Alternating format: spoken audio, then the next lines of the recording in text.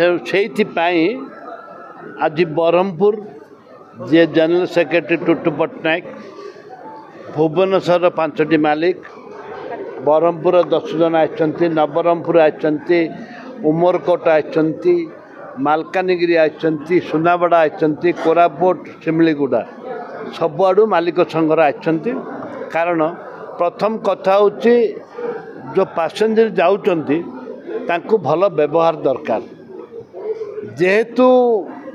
गोटे जगार टिकट बिक्री होउतला एवं रास्ता बंद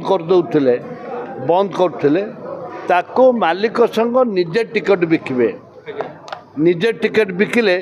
तांके जो मालिक संघ को आपण मान जो कहते जे तुम कर्मचारी माने भल व्यवहार करना मालिक संघ निजे कले कर्मचारी मान को कंट्रोल भितर रखिबे एवं व्यवहार ठीक रहइबो ता सहित तांकर जो जो असुविधा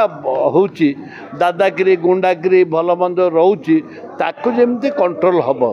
से हिसाब से मुझे प्रतिश्रुतिबद्ध कौन सी गाड़ी की कई दादागिरी करें गुंडागिरी करें मालिक माने जमी भल व्यवहार करेंगे पैसेंजर मान को भल व्यवहार करेंगे ये परिस्थिति आज जो बंधु मिलन